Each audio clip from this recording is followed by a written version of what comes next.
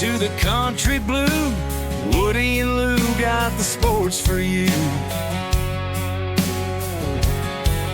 From Boston streets to Kentucky's fields, get ready, folks, for the thrill it yields. Woody and Lew, sports and you, talking games, we love it's true. Every play, every score, let's dive in, it's time for more. Lacing up the boots and calling plays, debates and laughs for all the days. From Fenway Park to Derby Run, sports talk magic just begun. Woody Lew, sports and you, sideline stories coming through. Every cheer, heartbeat soar, tune in now, we'll give you more. Celtics screams to Wildcats roar, touchdowns, goals, and so much more. Grab a seat, enjoy the ride, Woody Lew right by your side.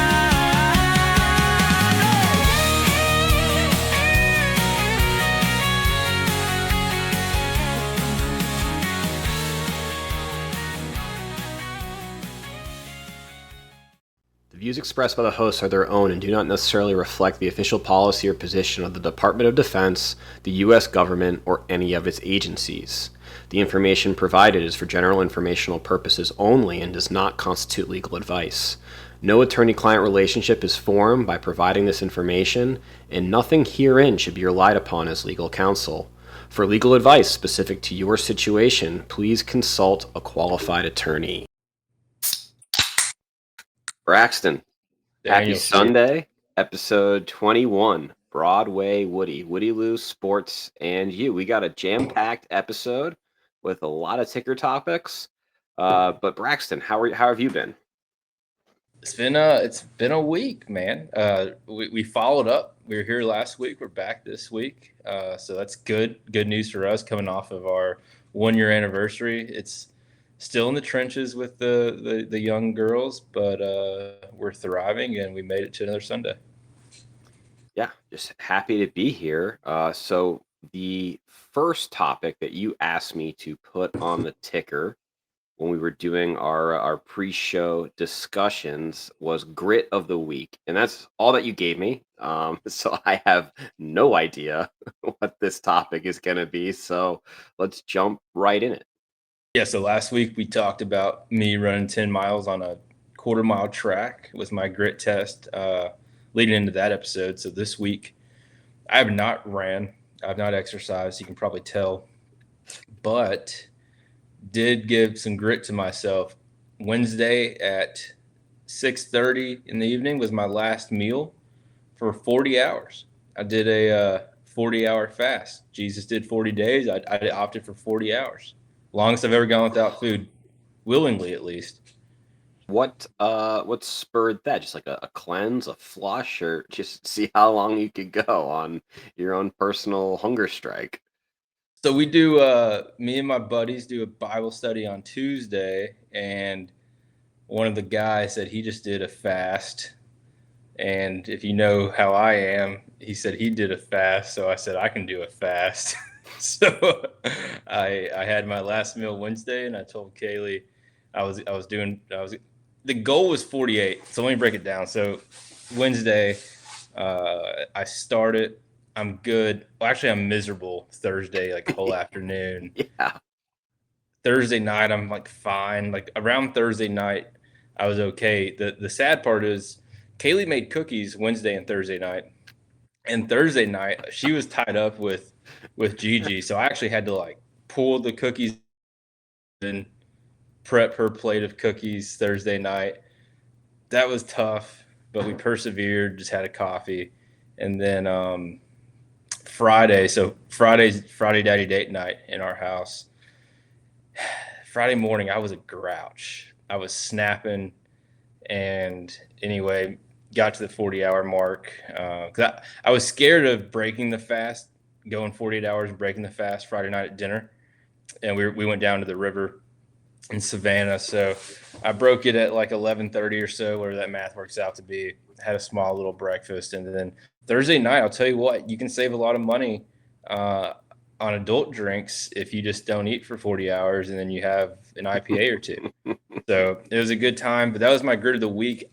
Did 40 hours. The next time I do it, it's going to be 48. And I'm thinking about making this a twice a month endeavor. Just to like challenge yourself, or I've heard it's good to like kind of flush the system. Well, yeah, the flushing the system's good. I only had water and coffee, but And an I had IPA, it sounds like. well, that was after. But Oh, after. the thing is, Dan, I had a Zen and nicotine the whole time. I don't know. I know it says like your body starts fighting off cancerous cells and all this stuff. I don't know if the constant strain of nicotine running through my body like counteracts the positive effects. So it might actually just be a fully mental endeavor. I don't. I think it might offset. That is pretty gritty. I don't think I'm going to be joining you in that willingly. I very much like food and eating, and I don't like the feeling of being hungry. But more Well, power to you, Braxton. I told Kaylee, I was like, when you're in the field, you can go a decent bit without food. Yeah, And I told her, I was like, I think honestly, this was harder because it's harder to not eat when you have access to food. And that's especially when you're taking warm cookies out of the oven. fully acknowledge this is first world problems, and Right, this could right. be poorly received from an audience who doesn't know us. But it was a thing, and I looked to up the ante up to 48 hours next time I do it. Okay, 48 hours, got to make it. Still working towards your half marathon. I know you're going to get it. Working towards, I mean, I've done nothing to work towards it, to be honest with you. I've thought about it. The issue we're having is I could wake up at 4 a.m.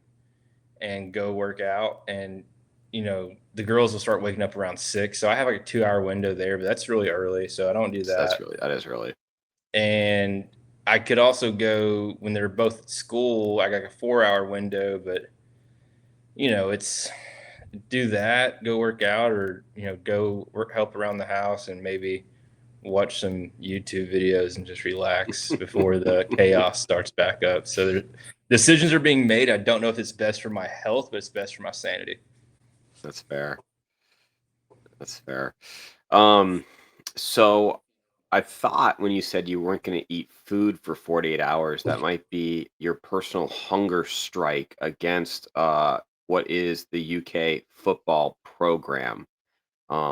I want to jump right into that, as I had just an absolute delight being in a group text with you and the Mad Hatter himself, Mr. Chris Lewis, during Saturday night's UK Texas football game in Lexington. Yeah. So there's a lot of animosity right now across the program of the fan base wanting to fire Mark Stoops. I don't know where I fall on that lever, considering the carousel that's about to come up, and we'll talk more on that later. But Stoops has done things these last 13 years that haven't been done here. And what I'm finding ironic is if you ask a run-of-the-mill Kentucky fan, they'll tell you that all they want from their Kentucky football coach is 6 to 8 wins, just as happy with 6 as they are 8, and then throw in a 9 or 10 win season with a bowl win every 5 years. That's exactly what Mark Stoops has done. Now, he went 4-8 last year. He might go 3-9 or 4-8 this year. But it doesn't change what he has done. And I know you can look at the trajectory. I don't know. I'm really torn. But with that said, Texas game, just like with the Georgia game, I convinced myself we were going to win. I sent a text in our family group chat that Kentucky was going to win by 3 early in the day. I think I texted it to you as well. I texted some people.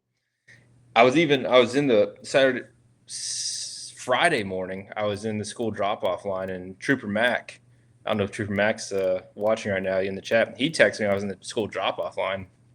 He was like, "Should I bet Kentucky?" And I said, "Absolutely not." Then we started talking about it. Absolutely not. And I was like, I'm pretty sure the money line is like 375, so that's really good odds. And the under was 42, and I told him, Texas's offense has not been good. Our defense is pretty good, and our offense is terrible, and their defense is good. So we just kind of talked. And I was like, like parlay the money line and under wouldn't be a bad bet. So he ends up betting it. Told him I'll charge 15%. So we go in the game. I'm convinced we're going to win. I mean, I can dissect the whole thing. First drive of the game, we get it down. We're driving, and we have a chance to get 3 points. We end up going for it, and we don't get the conversion on the very first drive. I'm not mad about that. You get the 3 points, but you're playing Texas. You're playing Arch Manning. You're Kentucky. You're 2-3. You have nothing to lose. Go for it on the 25-30 where we were. I don't hate that. We shouldn't get it.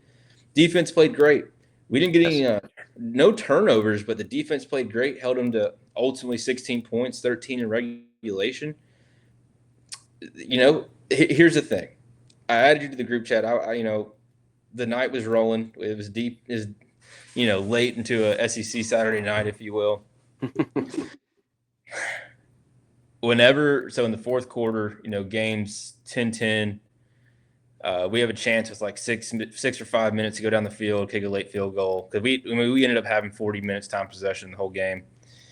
We get stopped, we punt it, and huge drive. They get it down. We ended up getting lucky because I think there was about 2 minutes left. We stop, use our timeouts. It was a second down. They throw the ball.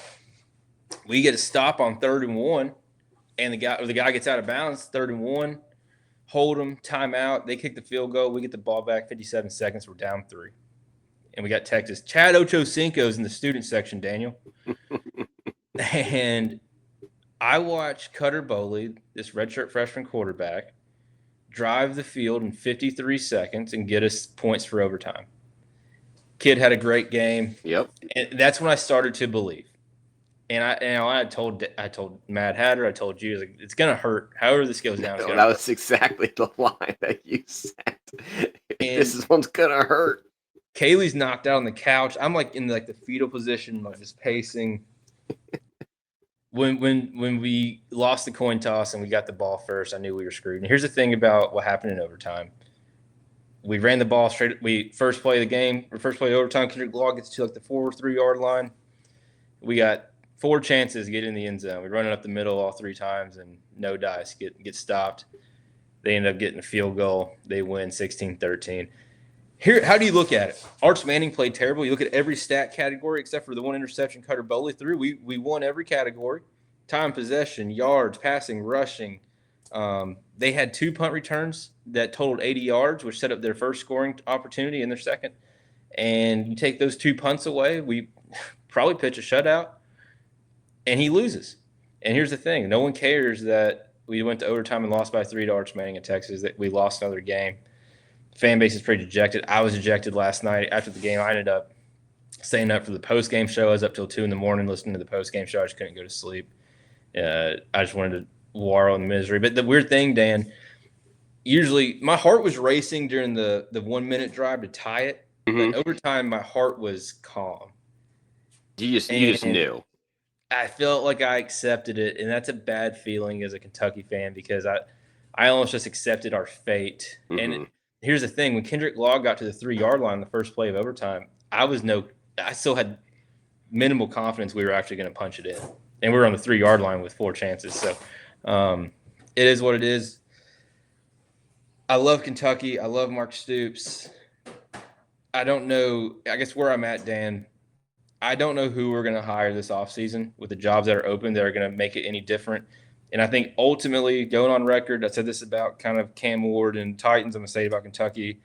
I can almost guarantee right now, we fire Mark Stoops, we're going to have buyer's remorse with the next head coach. Because I guarantee the next head coach is going to do something similar to what Mark Stoops has done the last 2 seasons, and people are going to be sitting there like, well, at least we knew we were – what I'm saying? There's going to be doubt. They're going to get rid of the old, in with the new, no change. There's going to be buyer's remorse. And I got to tell you, I called into the KSR pre-show, the pregame show, and I asked this question, Dan. I'd love to get your thoughts on it. Yes. The fan base wants us to go 3-9, 4-8, so we can fire them. because they're like, hey, if we go 5-7, 6-6 or better, we're not going to fire him. And I just posed the question: we're ready to leave our wife, right, and get a new thing. But what happens? Like, what's the fan base's reaction? Like, what if he could have easily won the Texas game. He could have easily won the Ole Miss game. Those are one possession games we lost to top 25 SEC teams. What happens if he would have won last night? Is what I said. What if we beats Texas?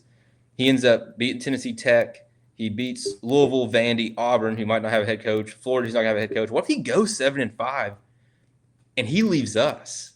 Like, Right. what's kind of the emotion there? And they kind of played it off like, well, that'd be best case scenario if you could just leave on good terms. I don't know. Well, that's what's so like interesting because now talking, I mean, obviously this happens, every year with the coaching carousel, and we're going to deep dive that in a little bit. But it was what was it 2 seasons? It must have been 2 seasons ago when he was the short list for the A&M coach to take over He for got Jimbo Fisher. It was like he when we were in rejected it, right? Poland. He got hired. Yeah. He got hired behind the scenes. It leaked. The fan base freaked out. They, based off fan reaction, they ended up pulling it. But yes, he was on paper. Bags were packed, about to go to Texas, go to College Station. When was that? The A&M fans? A&M fans. Yeah. Yep. See, Because they saw the reaction of our fans being like, "See ya," and it's usually not a good sign when you want your head coach to leave. Like, oh, we shouldn't want him to go if he's going to Texas A&M. But we had we had just lost to Clemson in the bowl game. Mm-hmm. In a game we should have beat Khakis in. So it is what it is. But yeah, like the grass it's always greener. Like that's just crazy to me that he was going to be he was hired as the coach of. I mean, I think A&M is probably, I think they're tier 1 NCAA college football, like SEC. Like, what's hurting Mark Stoops, and like I said, kind of what I said in the beginning of, you ask the average fan, we're cool with, in a 5-year span going 4-8, 6-6, 7-5, 5-7, 8-4. We're cool with that. But what's going against Mark Stoops is it's hard to accept that kind of those seasons when you have Indiana ranked 3rd, Vandy beating LSU at home as a favorite, BYU, just this list of schools that aren't powerhouses who are staples trying to get in the college football playoff. If they can do it, why can't we do it? I think that's where it's really hurting Mark Stoops a lot, is the parity brought in by NIL has made these basketball or other like smaller schools relevant in the college football playoff, and we have just stayed status quo. And I think that's really hurting him. And if NIL and all that would have never happened, he probably could have lived his career out here and never have another season with more than 7 or 8 wins. And we've talked about it ad nauseum before about the SEC just doing away with the divisions. I think that Kentucky probably benefited the most from being in that Eastern division. We do have a lot of chat. Oh, go ahead. We'll get into it, but like I'm thinking of Auburn too, just like schools like that who had the chance to have the rabbit, the foot with them for one season. They're one upset against this team away from the SEC championship. That's gone, and so much more pressure. But go ahead to the chat.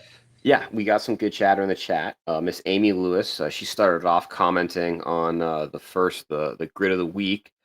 She does a 72-hour fast once a month and a 40-hour fast once a month, and it gets easier the more you do. So you got that to look forward to, Braxton. Maybe I will give it a try. If Miss Amy Lewis swears by it, it's probably good for you. I felt no better or worse. I just felt hungry. If it makes you put some context in it. And then we got some good chatter about your beloved Kentucky Wildcats and Mark Stoops from Miss Patsy Gudgel. Remember what your papa always said: they will rip your heart out. Yeah, I mean, I tell the girls, if they're in here and they're saying "Go Cats," they got their Kentucky cheerleading outfit on. Like, I tell them, no boy will ever break your heart worse than Kentucky football or basketball. Like, no boy will give you the same amount of heartache that these teams will. They're gonna be some tough girls. Yeah, they're gonna be tough as nails. And then again from Miss Amy Lewis talking about the Cats. It may be time for Stoops to go, but I will always love him and appreciate what he did for the program. You have to. I mean, he did things that, I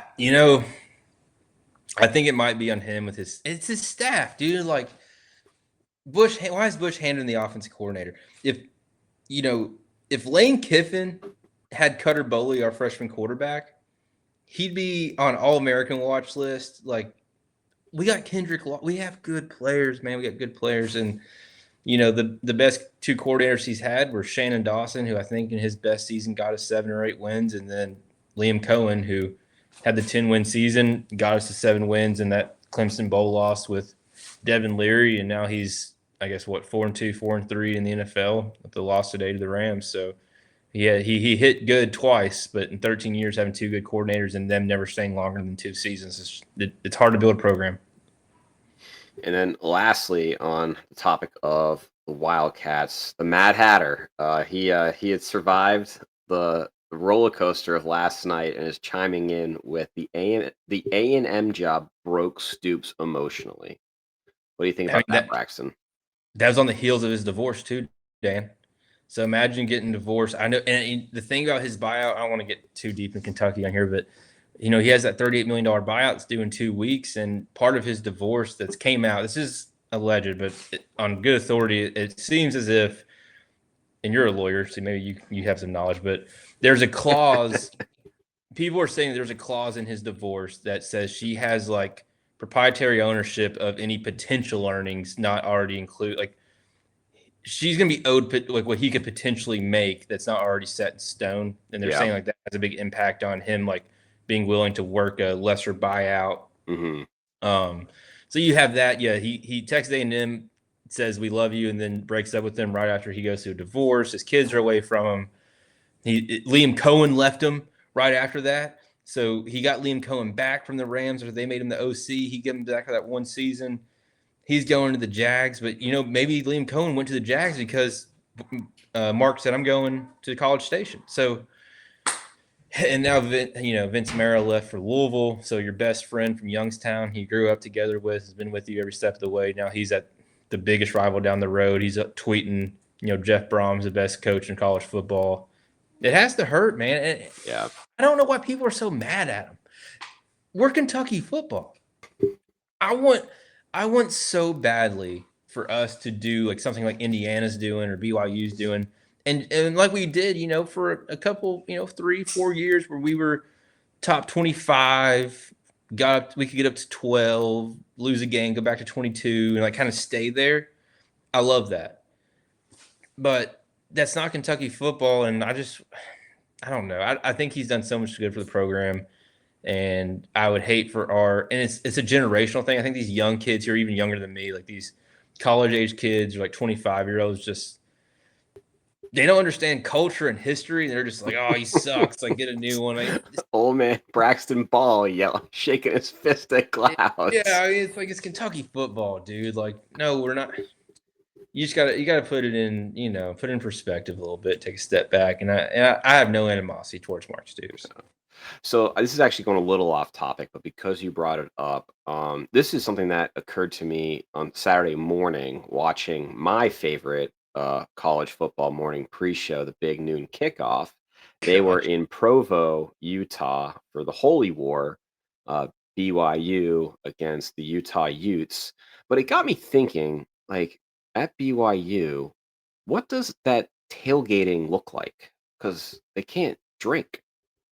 So a guy went behind the scenes at a BYU tailgate, and he said he walked all the tailgates, and he found probably about 2 or 3 pop-up tents next to each other that were like dirty tailgating. They had dirty tail. What do you mean by the dirty? They had alcohol. So like a collection of 4 trucks, 3 tents, and 15 people who had alcohol. I don't know if where they tailgate. If that's part of campus and it's banned, because like for example, right. I don't know if that's campus property and they're if you're an adult, like I don't know. Yeah, non-student. Right, because when I think about it, but you gotta imagine like most people there probably practicing Mormons. Correct, but I did see pictures of them in the tailgate area with beers in their hand. So 2%, 1% of the population, and I think the rest are just drinking dirty sodas from Slurp or Slug or whatever that place is called. Thinking, like, I mean, I watched some of that game, and it was the Holy War. Like, it was the crowd, the tailgate, like outside Big Noon, like it was people were fired up, and the game Urban Meyer was said it was great. Or yeah, like and Urban the Meyer and said the that's a great. and the game day atmosphere, like in the stadium, it looked I mean, it was exciting. It was fun. It was electric. BYU is like the eighth mystery of the world, man. I want to go there so bad. We That's should. I want to go. It's like a pilgrimage that I feel like we need to make. Absolutely.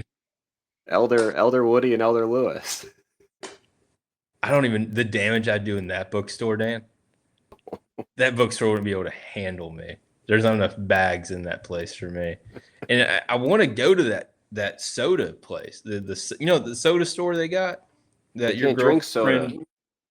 Yes, they can. They all your girlfriend Taylor Frankie Paul loves this place. Someone in the chat tell us what this place is called. It's called Slurps or Slips or I'm gonna Fizz. look this up. I don't. The students, you can't have Yes, caffeine. you can't have hot caffeine, Daniel. You can have soda. You can have can have soda. iced coffee. You can't have What's hot it coffee. called? You can't have hot tea. BYO soda shop, soda bar. Okay.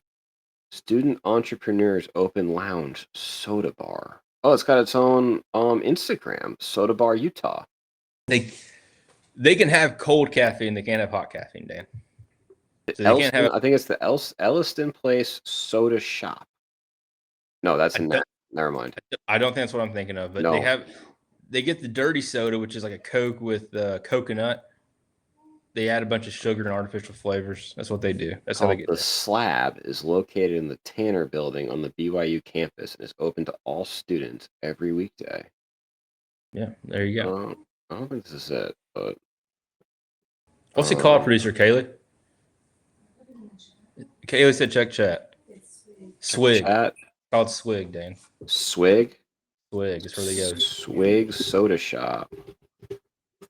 Swig Drinks. Cool. Yeah, that's what. That's their bar. Swig Dirty Soda Cop. So yeah, that's their bar. That's their dive bar. Actually, I don't know. Sounds kind of cool. I love root beer. I'd be bloated for a month, dude. All that sugar. Do you have a soda stream? That's all I picture what it is, basically. Just like some kid with a soda stream making soda. I would love to go. My question is, I didn't watch. Believe it or not, I did not watch all of Big Noon Kickoff. Did the Barstool boys? Did they cuss on campus? Because that's just as bad as drinking on campus. They're pretty good about not cussing on their FS1 programming. Pat McAfee, ESPN can't go to Provo. He's probably banned. He'd probably no, absolutely not. He can't go there. He's always talking about people getting lubed up. I had both on the multi-stream, and I think he's toned it. He's reeled it back a bit, and he is really good. Are you turning the corner? You're turning the corner on him? I think he's coming into his own a little bit. I know he's been on the show for so long, but I think now with I don't want to say it's not the cloud, but like the aura of Corso being there, like, every week now that they're moving, like separating more and more from his like retirement. Like I think Pat's like settled in, and he's not as like overwhelming as he was in the past.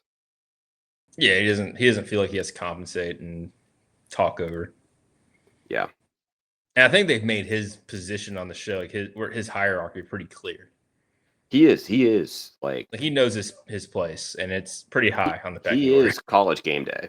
It's him, and then Kirk Herbstreit's dog, and then Kirk Herbstreit, and then Reese Fowler or whoever They had a good they called up Mrs. Saban. Was it Miss Tammy? Is that her name? Miss Terry. Terry, that's it. Yeah. She was good. She's a spitfire. She was funny. Which I think is a good segue into our next topic, because the question that was posed to her was if Penn State offered Nick $50 million, would they go up to Happy Valley? That was the question on game day, which brings us to the coaching carousel, and every day there is more and more openings in the highest ranks of college football. So Braxton, you wanted to do a ranking of the open FBS head coaching positions. So just to keep us up to date, today, Billy Napier got fired. Yep. He wins last night by a point. He gets fired today. And in his press conference, it's kind of sad. He knew that it was happening. He said, we're just going to worry. Just, enjoy tonight. So Florida's open.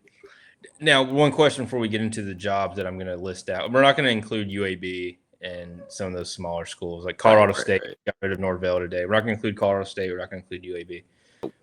Do you want to go ahead and assume Kentucky and Auburn are open, or Kentucky, Auburn, and Florida State will be open, or no? Just leave them out because they're not official. No, let's do it. Let's keep them. So they're out. They're out. Yeah. It's Florida State's out. Yeah. Like news on Woody Lew Sports and you, we are calling an election early. We are calling for the heads of so who's that? That's Norvell. Who's the Hugh Freeze and Mark Stoops. So we're going to include them in the power rankings. Correct. Okay. You might need pencil and paper for this. I have. Okay. Well, I have the teams up. So I'm correcting where I'm wrong. Okay. We got Virginia Tech. Yep. UCLA. Yep. Stanford. Yep. Oklahoma State. Yep. Arkansas. Yes. Penn State, Florida.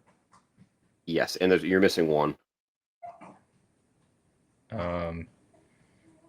Oklahoma State. I said Oklahoma State. That's okay. Oh, Oregon State. Are we including Oregon State? No. Okay, that's what I thought. I thought we're on the same page. Beavers. Yeah. We're not. If your conference doesn't have at least 3 teams in it, we're not including it. Okay, so that's who we got, and then we're going to throw in Auburn, Florida State. Auburn, Kentucky, and Florida State. Yep. Okay, do you want to do it where we give our own, or do you want to do it together? We'll start number 1 and we'll go down. We'll alternate. Okay, yeah, we'll do that. So we'll do it together where we start with 1, and then we'll like a snake draft. But I will let you argue number 1 though. Like we'll solidify number 1 before we move on. I think, and this is coming from a place of my perceived NIL opportunities with perceived history and perceived just full picture. If I was an up and coming coach who was offered this job versus the other jobs, say all these jobs wanted me, how I would rack and stack. So there's gonna be some personalness in there. Mm-hmm. Okay. To me, the number 1 job out of all these jobs would be Florida State. Okay.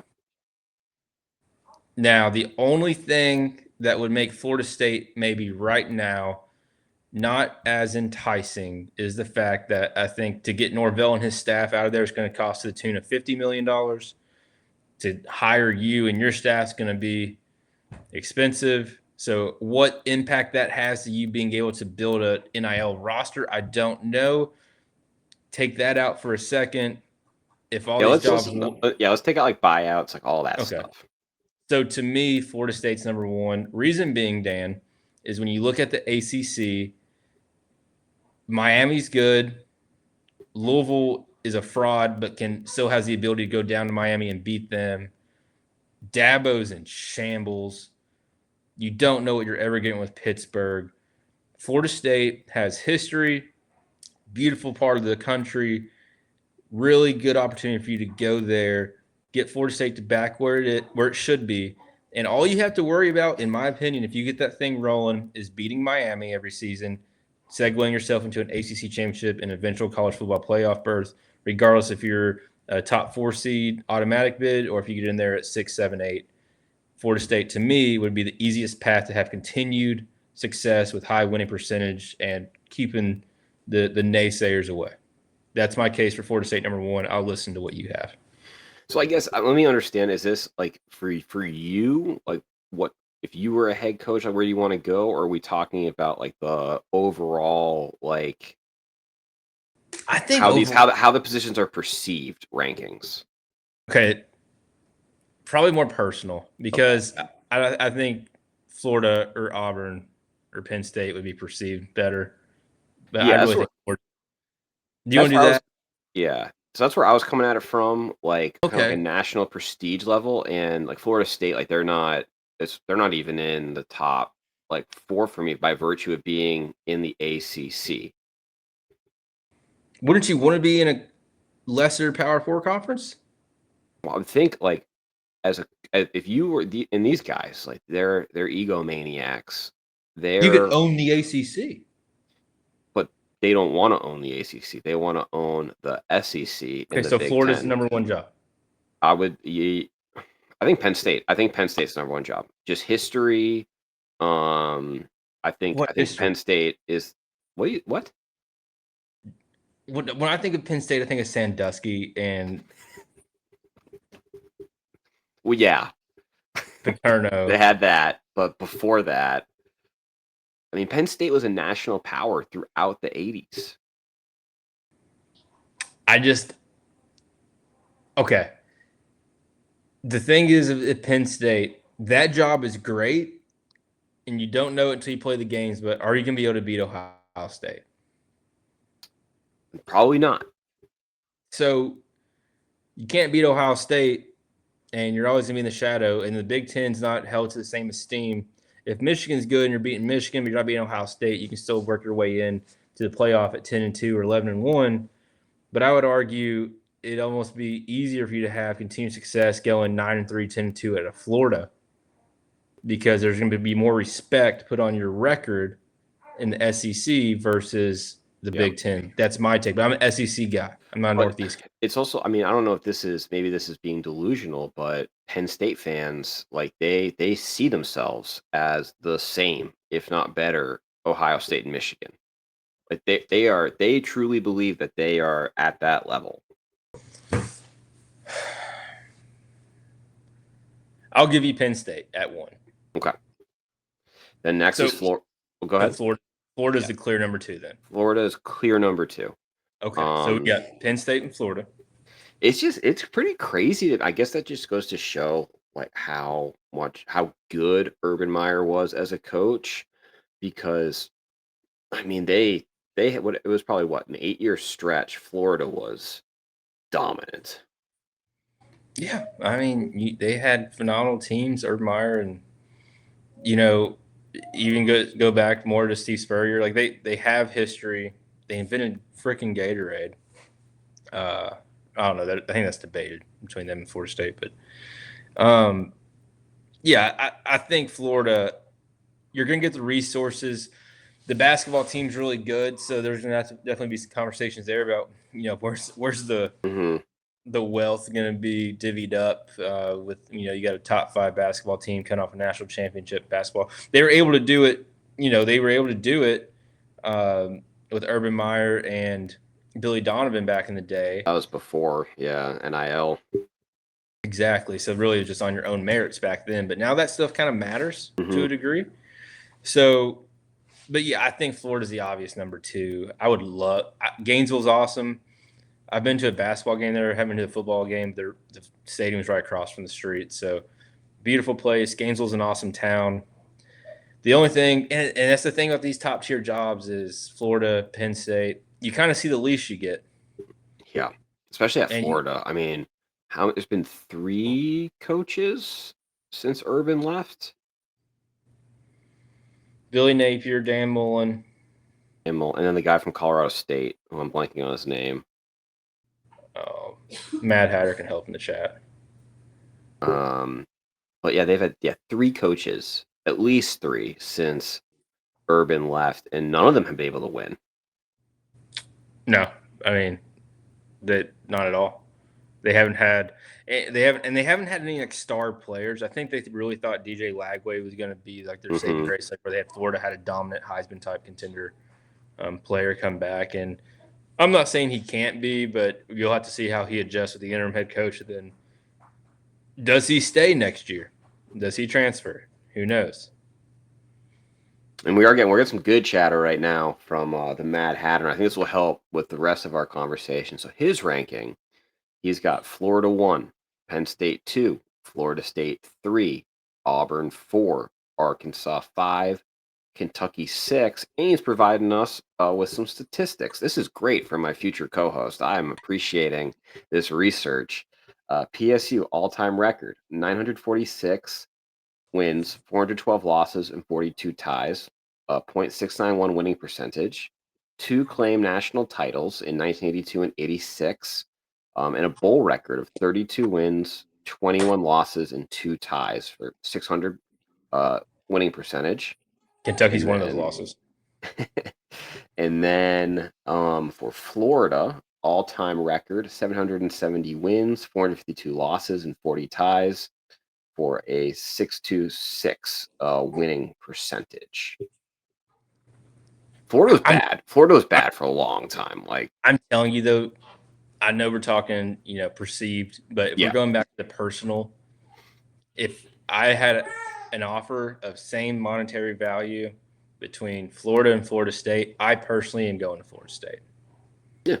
And that's solely because it's in the ACC, and I can breathe in the ACC, and I can go down and lose Miami. They'll be upset, but I can go get upset by a 15th ranked Louisville, and my season's still in front of me because next week, I follow that up with Duke. But in the SEC, you go and you lose to number 6 Georgia, and you follow that up next week in Death Valley. Assuming Brian Kelly's the coach, we're not going to add them to the list, but he's on out of the woods. I think we can call that election too. I think Brian Kelly might be out in Baton Rouge. And thank you, Matt Hatter, providing us with the coaches. It's actually, I forgot about Will Muschamp. He was like the first after Urban Meyer. Yeah, I don't know why I forgot Will Muschamp. And then Jim McElwain, he was from Colorado State, Dan Mullen, and then obviously Billy Napier. That's crazy. Yeah, Will Muschamp. I should remember that. Okay, so Penn State, Florida State coming in the 4. You got to go Arkansas, SEC. I think Auburn. I'd rather Auburn than sorry. Arkansas. Yeah, Auburn, Arkansas. Yep. Those really just because of SEC. Auburn's, I think, in a way better position. Same kind of situation you got down in Arkansas. I know it's SEC, but Arkansas is kind of Arkansas, and then who you're recruiting against in Arkansas is crazy. When you look at the money getting spent, you obviously have the Tyson chicken money, you have the Walmart money, but you have John Calipari there, and I wouldn't want that relationship. Well, then it gets interesting because we've stayed in the SEC, but let's not forget about UCLA, Virginia Tech, Oklahoma State.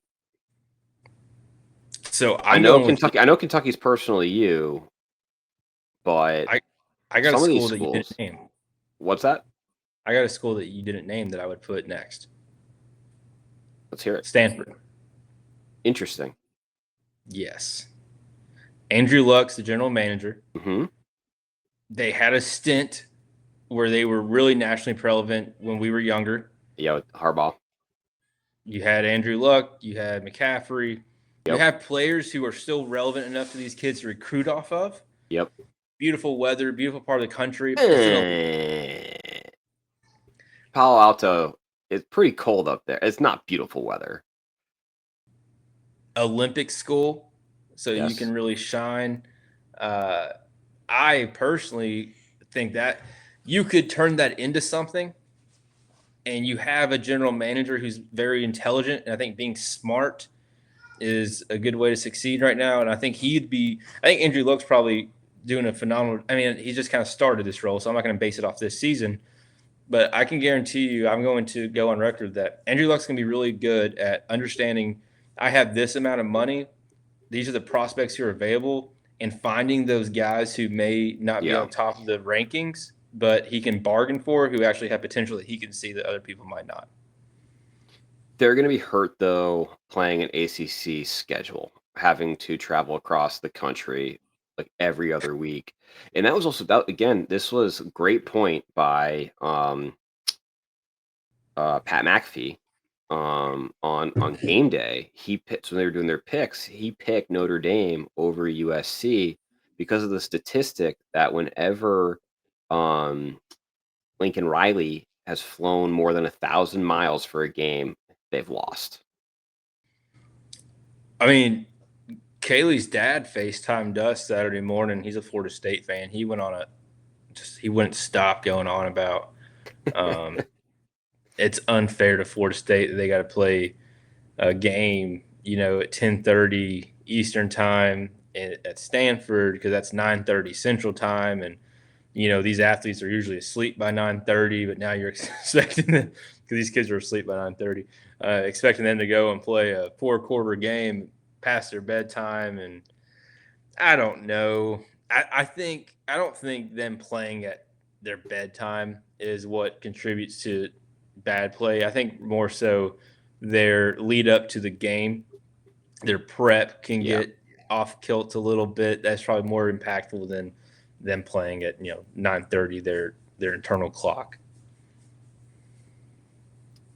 Stanford. Okay, so Stanford, that's after Arkansas and Auburn for you. Correct. Where does like Virginia Tech, Oklahoma State, UCLA? So I'm going Oklahoma State, Va Tech, UCLA. Okay. Yeah, I think I agree with that. Now, I would put Kentucky, not leaving them out. I'd put Kentucky after Stanford. Then I'd go Va Tech, Oklahoma State, UCLA. The reason I put Kentucky is look at the contract Mark Stoops got. I know everything I just said about the fan base is happy with this record, but they're getting pissy about not having this record. At the end of the day, you have such a leash. You have an AD who's not quick to fire. You're in the SEC. Mm-hmm. You can, if you get a new coach at Kentucky, he can recruit on maybe not history, but he can recruit on look at what Vanderbilt's doing. Look at what Indiana's doing. We can do that here. Here's, what I bring to the table as far as coaching schematics, getting you to the league, taking care of your family now with NIL. Let's just do it in Kentucky. So he can sell other program success, oddly, at Kentucky and then at least have a fighter's chance. And he's going to have a super long leash. So that's kind of why I put them up. Virginia Tech has a really cool, intro with Inner Sandman. Past that, Virginia Tech's whatever. Oklahoma State, I wouldn't want to follow up Mike Gundy and that kind of just, when you got a coach with that, I mean, that's over 20 years. Yeah. And he was a Cowboy himself. Like, yeah, that's. I don't want to follow that up, but I would follow that up before I went to UCLA. I'd probably just take an offensive coordinator job somewhere else where I was a head coach at UCLA, and that's just me. That's my ranking. That was good. That was fun. This was I don't know where I heard this, but I kind of like this was interesting. So Penn State, arguably the top position, who's out, James Franklin, and thinking about the names that are being considered. What do you think of Clark Lee becoming the Penn State head coach and then James Franklin going back to Vandy? Clark Lee won't leave Vanderbilt. Not even for Penn State. No, that's Vanderbilt's his alma mater. His best friend, who he went to school with at Vandy, is the GM of the program. I just can't.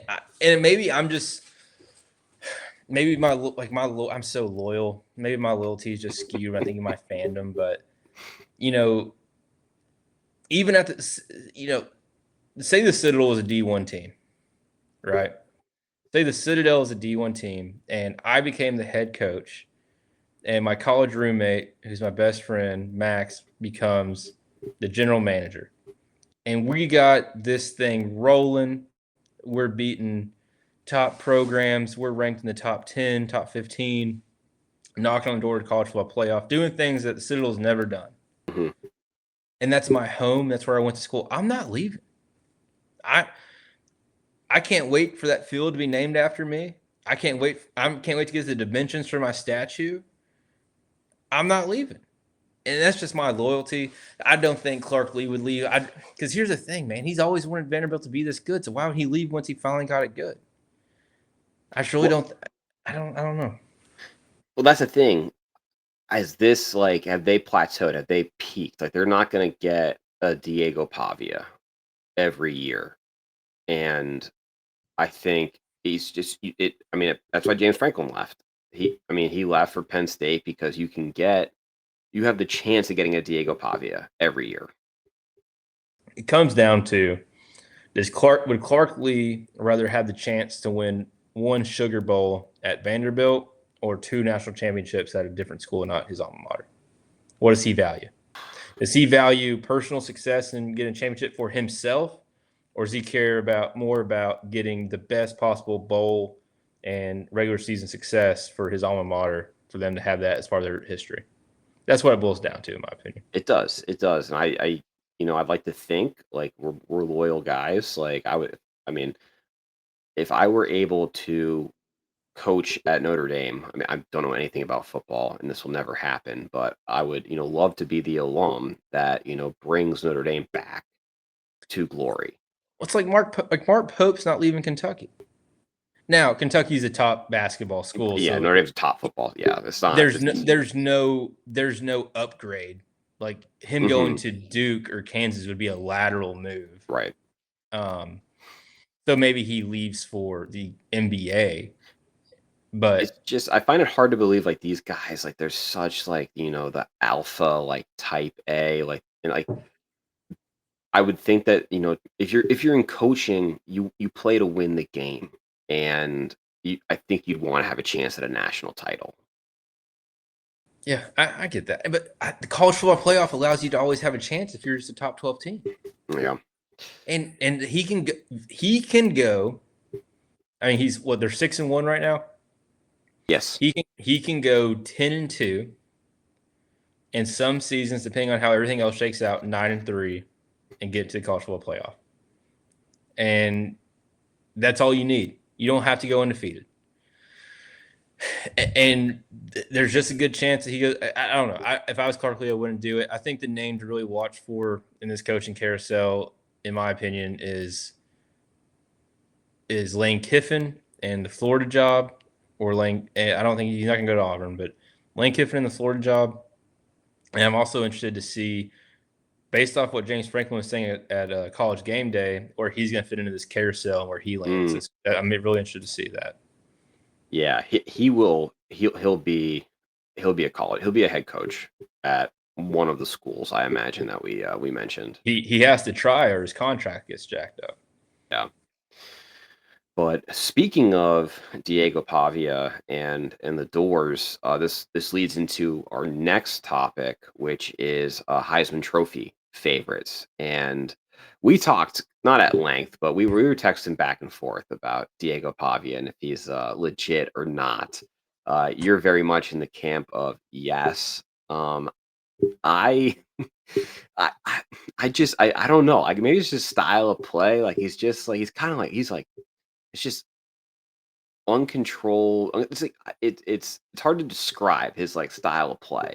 I watched. So last episode, I'm out on Diego Pavia.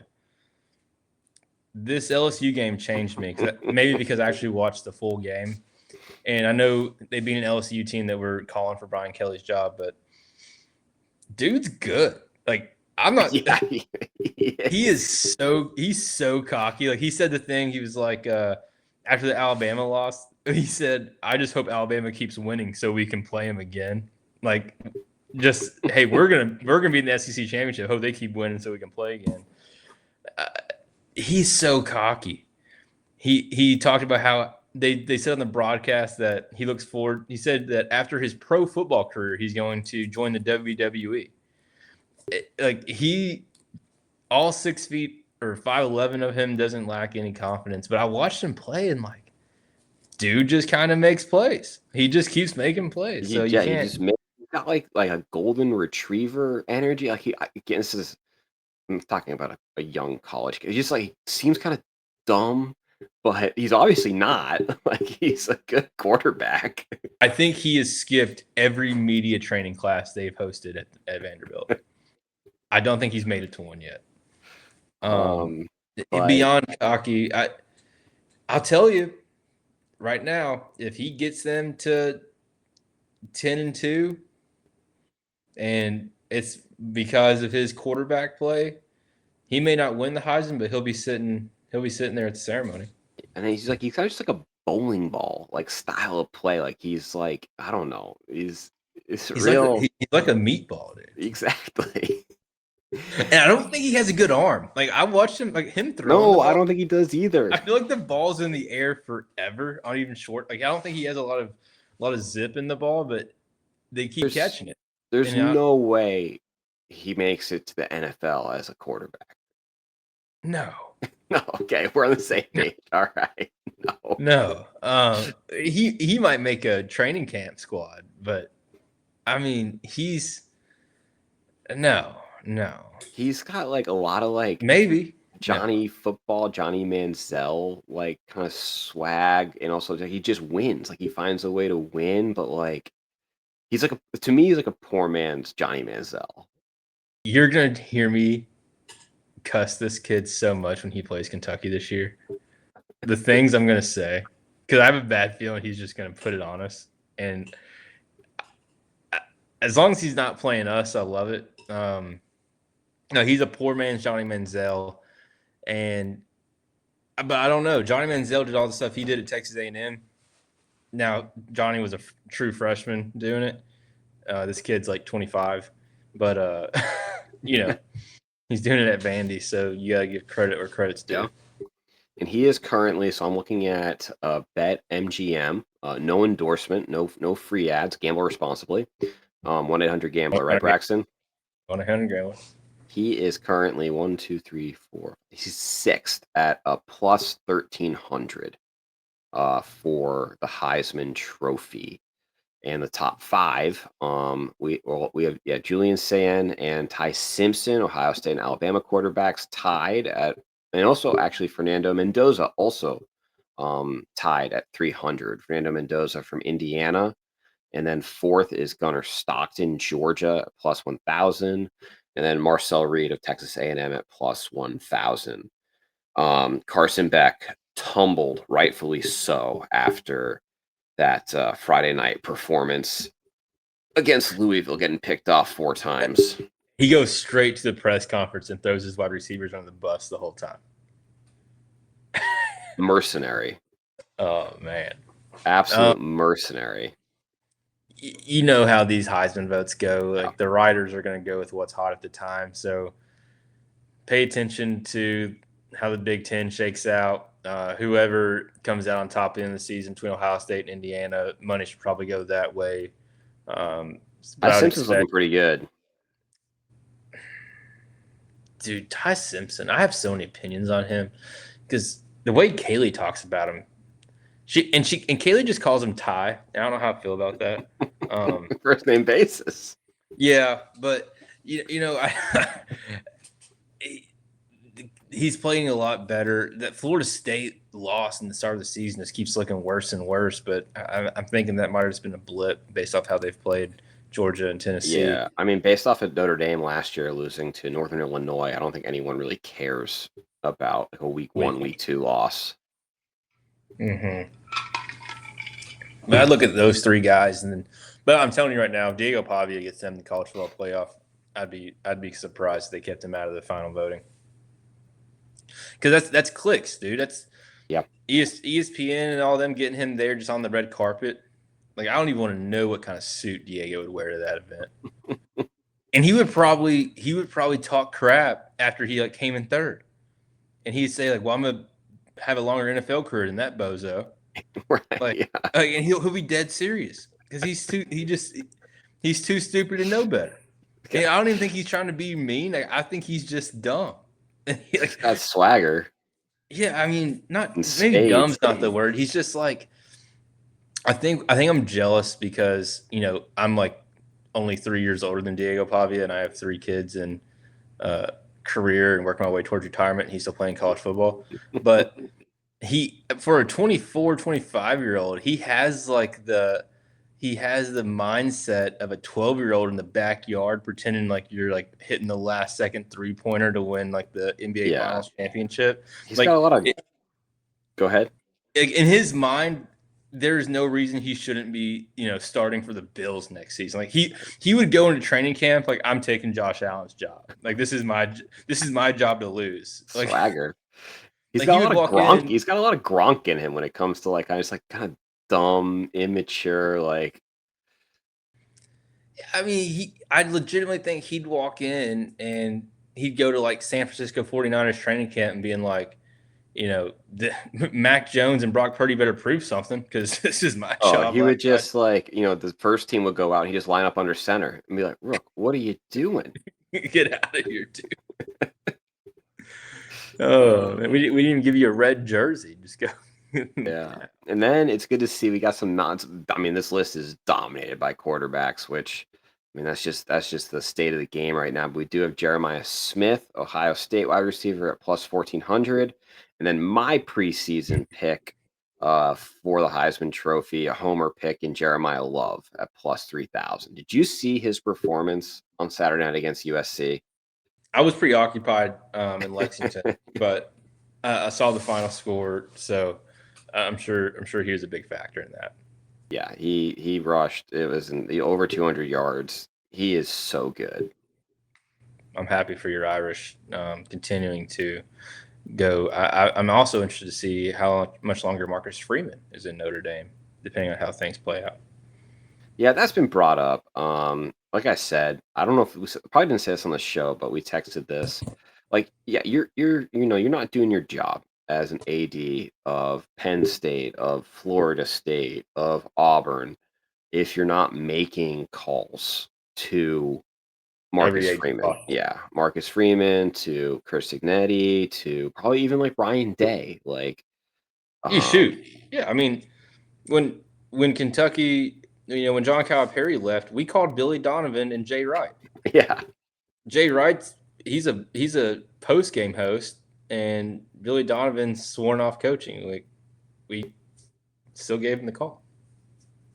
I think what it will do is similar. I mean, how Indiana already like they heard the murmurings and they extended Kurt Signetti, who is now making. Locked. Yeah, I think something similar happens with Marcus Freeman. If that like if I think he would give Notre Dame an opportunity to match. So I think he very much like he likes Notre Dame. He wants to stay here. His family likes Notre Dame. Yeah, well, your only way really right now to rule people out of the carousel is who announced extensions in the middle of the season like that. Yeah. So anyone else is still in play. So to tie a bow on this, Braxton, who is now your pick, like mid-season pick for the Heisman Trophy? I think players are starting to separate themselves from the rest, and we should more consistent play. I think Mendoza. Indiana, Yep. it's a good pick. They're playing good, dude. Like, Yeah. Indiana, shit. Yeah. They're playing good. I can't pick an Ohio State player. I just can't do it. I know it's probably going to be. If Ohio State runs the table, it's probably going to be saying.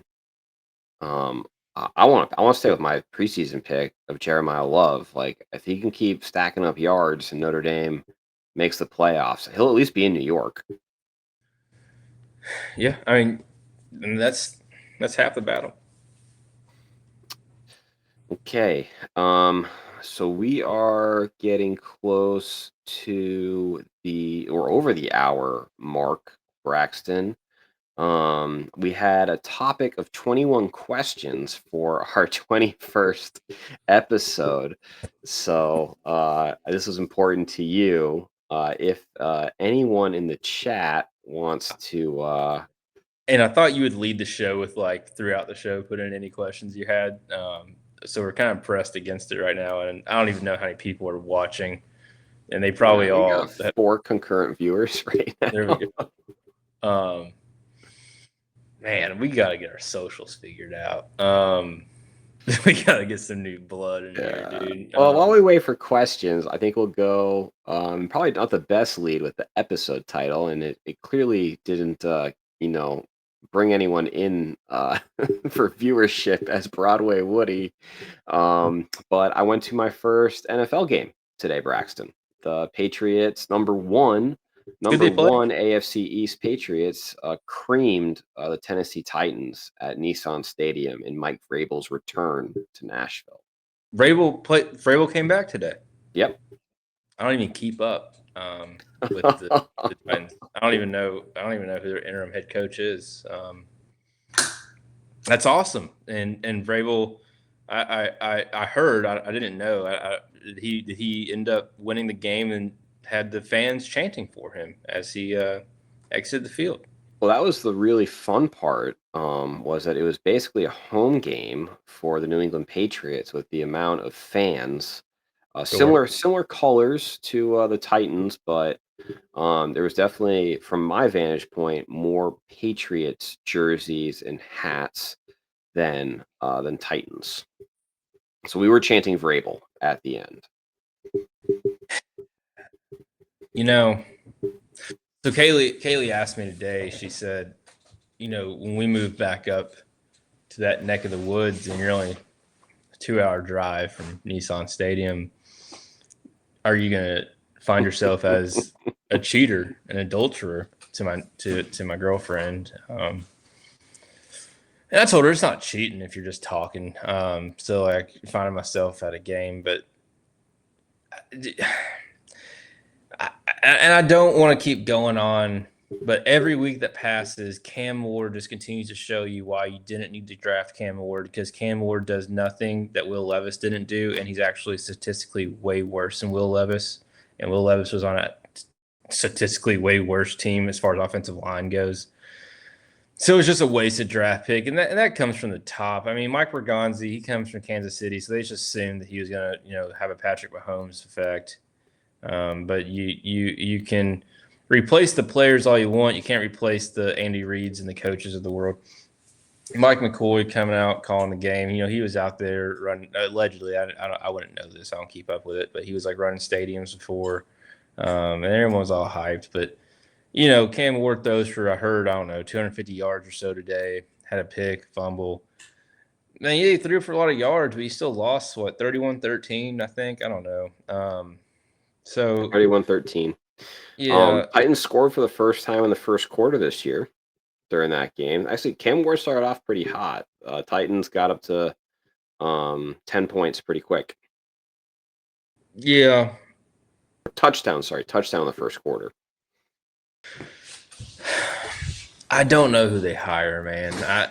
Because the owner, and I saw some wild stuff on Twitter that like Amy the owner, like her and Bergonzi were there, and apparently Vrabel walked right past him. They didn't even like make eye contact, didn't even say anything to Vrabel.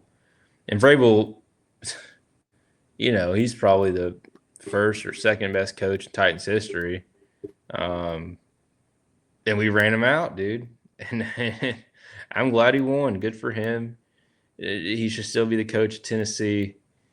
And all the Vrabel stuff started in Tennessee because him and Amy and the GM at the time didn't agree with who there was a power struggle. And people thought it was just Vrabel being an ass about it, but it just continues to show that there's upper management problems with Tennessee. We got some great chatter in the chat right now from the Mad Hatter. Braxton should go ahead and admit that if his NFL fandom was a TV show, it would be called Sister Wives. So here's the thing, why I would value the opinion of a Cowboys fan. Is it illegal to have an AFC and an NFC team? I wouldn't say it's illegal, no. And I can promise you they're not going to meet in the Super Bowl. I mean, so I'm telling you, like, I don't know what coaching hire they can make to get me back in the fold. I'm legitimately like, they would have to sell the team. Amy would have to sell the team for me because she is the most toxic owner. And until she goes, we're not. They're not we. They're not. We have a game tomorrow against Detroit, up in Detroit, Monday Night Football, 7:00 Eastern. But it is what it is. And then we did get a question, 21 questions from Miss Amy Lewis. Dan, how is the dating going? I got some fishing lines out in the water, gotten a few nibbles. So it's good. It's good. What's a nibble? I've been on a date When? last week. Where'd you go? I went out in East Nashville to a Love and Exile wine bar. No free ads, but it was very good. Did she have a good time? Out of respect for this nice young lady, we can talk about this offline. Is she a listener? I would love if she'd get in the chat. I'd be honored for her to see this conversation, to be honest. I hope she does hear it and listen to it. Fair enough. You didn't tell me about this off air, so I would have no idea knowing. So I'm a private guy. dear. Well, I'm glad it went well. I can't wait to meet the Mrs. Woodhouse. But she can't interfere with your eating. You're already dishing out orders. Well, when me and Elliot come down to watch the Preds play, like that's me, Uncle Dan, and Elliot going to the Preds game. We can't be having, I can't have my daughters meeting all these new aunts. It has to be like this is the aunt. You know what I'm saying? Gotcha. No, that's understandable. That's very understandable. And well, maybe she might help out so people don't think that whatever they'll think. But we got Chris Lewis asking, did she sign an NDA? We'll when we get you on as a guest co-host, we'll work through the HR protocols and our legal documentation for I guess my acquaintances. Dan, you cost me paperwork. Huh? I had a certain organization follow up with me about you over paperwork in the mail. That's how important you are. Oh, yeah. Yeah. Appreciate it. I appreciate you filling that out. Gosh. I'll get you a Guinness next time we're out. Yeah. Well, I think we got through all the ticker topics. This is a good show. This was fun. Do you have any closing thoughts, Braxton? Like, subscribe, share, comment, post, tell a friend, text a friend. Thank you for listening. We love Tell you. all your friends. Tell every friend you have. All right. Thank you again to our award-winning listeners. Episode 21, Woody Lew, Sports and You. Have a great week, everyone. Cheers.